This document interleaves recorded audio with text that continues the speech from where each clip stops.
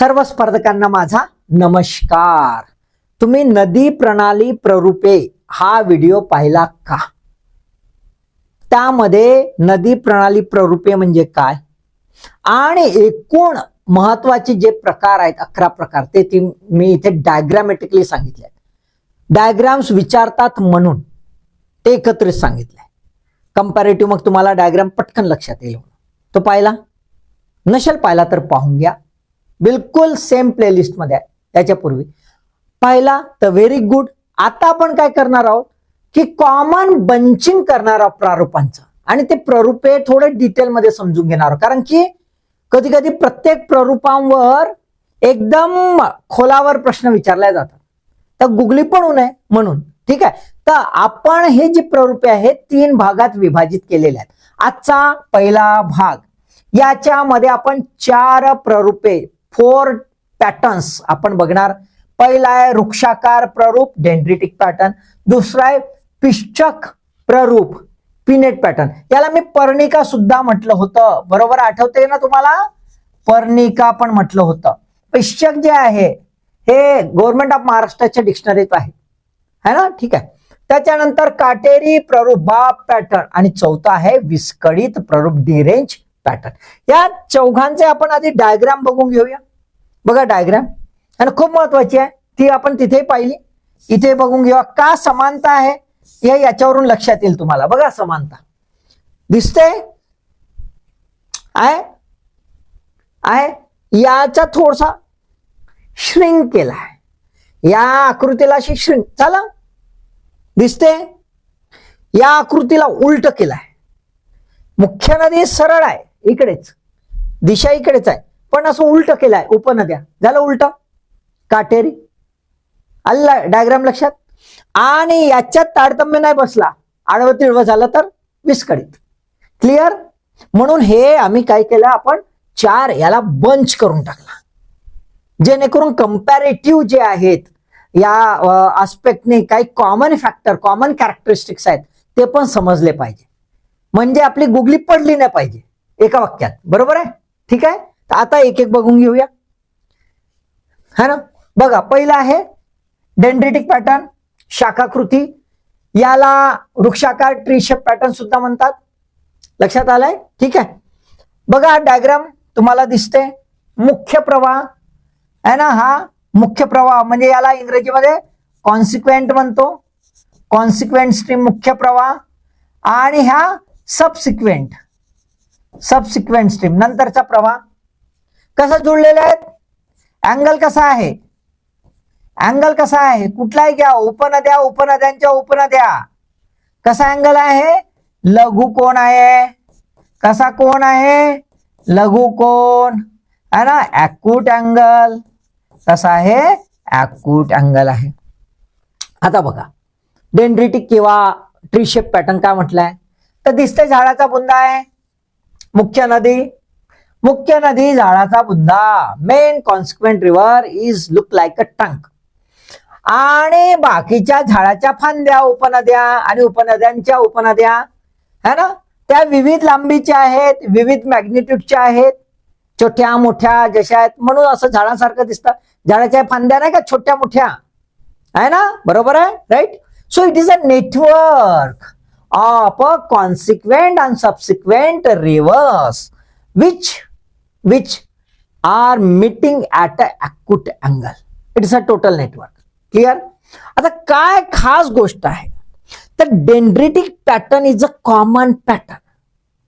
Very common pattern and very universal pattern. एकदमच common आहे. कुठेही पहा दिसेल आणि अख्ख्या जगात कुठलाही भूप्रदेश असो त्या भूप्रदेशात तुम्हाला डेंड्रिटिक पॅटर्न दिसेल म्हणजे दिसेलच. बाकीचे जे पॅटर्न्स आहेत बाकीचे जे प्ररूपे आहेत ते विशेष आहेत. त्यातले काही तर रेअर आहेत. बरोबर आहे. पण हा एकदमच कॉमन आहे and universally found and having no relation with the structural and lithological determinants. No relation. काय शिलावरणाशी तिथल्या भूरूपाशी काहीही संबंध नाही. म्हणजे कोणत्याही प्रकारच्या भूरूपांमध्ये, कोणत्याही प्रकारच्या भूप्रदेशांमध्ये हा प्रारूप आढळून येतो, म्हणजे येतो.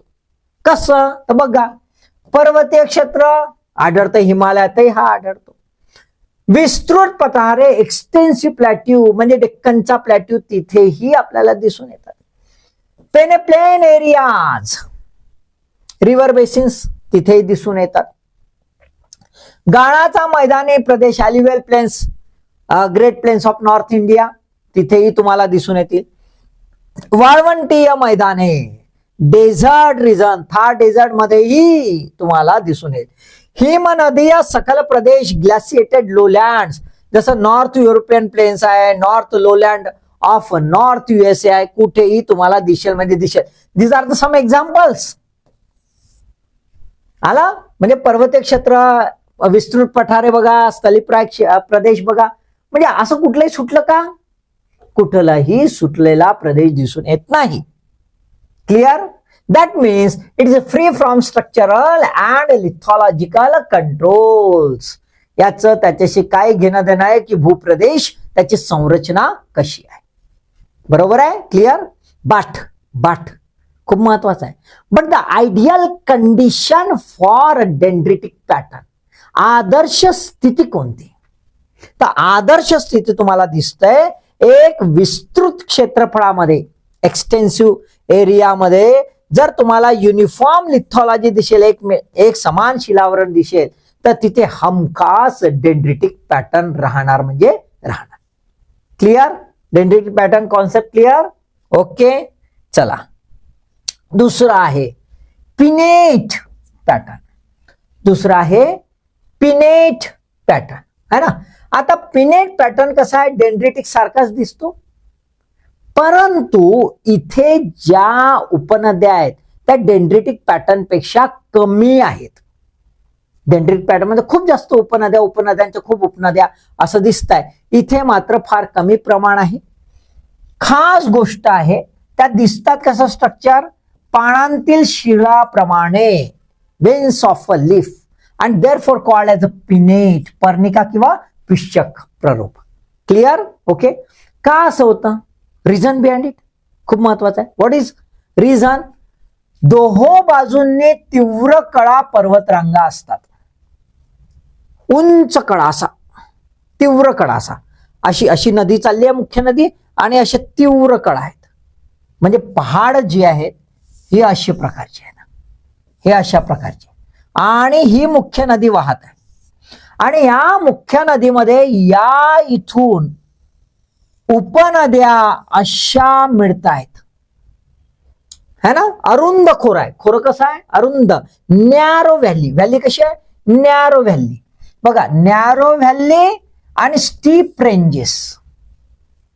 त्याच्यामुळे काय आहे, यांच्यातला अँगल ॲक्यूट अँगल, संगमाचा अँगल कसा आहे, ॲक्यूट, लघुकोन झालेला आपल्याला दिसून येतो. या तीव्र उतारावर इथून बघा, ह्या उपनद्यांचा स्त्रोत आहे, उगम झालेला आहे, आणि लघुकोनात त्यांचा संगम होतोय. क्लिअर?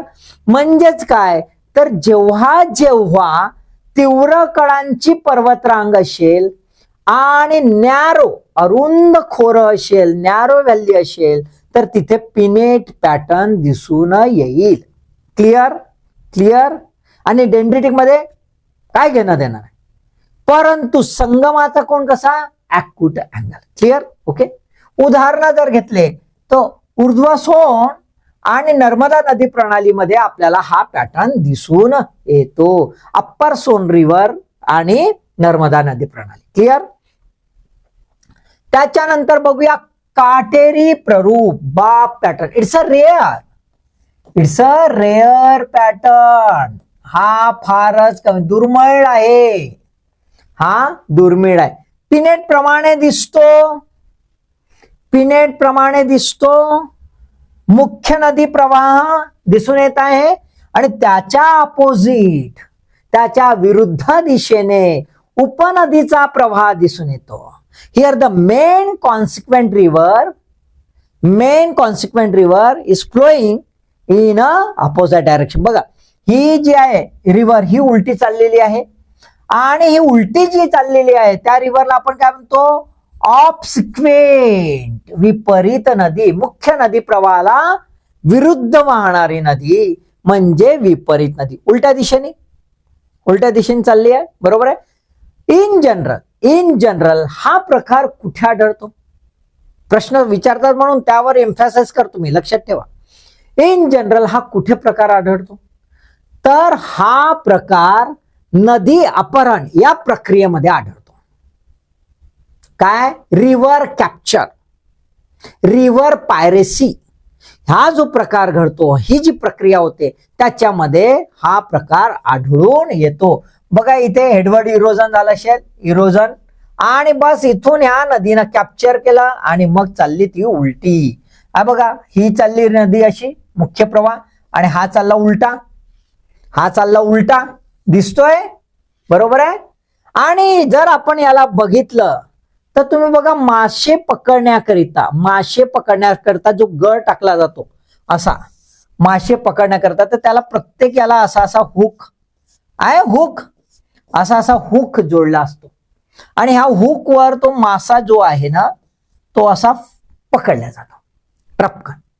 म्हणून हा कसा आहे, पॅटर्न कसा आहे, हुक पॅटर्न आहे. हा कसा पॅटर्न आहे, हुक पॅटर्न आहे ना. क्लिअर, ठीक आहे. बिलकुल बाबा, फिश हुक है ना, माशाच्या गाड्याच्या काठ्याप्रमाणे आपल्याला तो दिसून येतो. ठीक आहे. आता क्षेत्र कुठले, हे रिव्हर कॅप्चरचं तर आपण पाहिलं. क्षेत्र कुठलं, तर आपल्याला काय दिसतंय, क्षेत्रामध्ये टेक्टोनिक अपलिफ्टिंग जर झाली असेल तर, कॉम्प्लेक्स इरोजनल आणि डिपॉझिशनल फॉल्टिंग असेल तर, प्रस्तरभंग एकदमच क्लिष्ट असेल तर आपल्याला दिसेल, किंवा एखादा खंडीय काही अपलिफ्टिंग झाले, वर आलेला असेल, त्यावेळेला आपल्याला हे इन जनरल काटेरी प्ररूप आढळून येतं. उदाहरण बघूया. वेस्टर्न हिमालयामधल्या काही ट्रिब्युटरीज आहेत, कशाच्या, इंडस, सिंधू नदीच्या आणि झेलम नदीच्या, या नदीच्या काही ट्रिब्युटरीज, काही उपनद्या ज्या आहेत ह्या अशा प्रकारे आपल्याला दिसून येतात, है ना, ऑब्सिक्वेंट रिव्हर दिसून येतात. म्हणून याला आपण काटेरी प्ररूप म्हणतो. Clear, okay.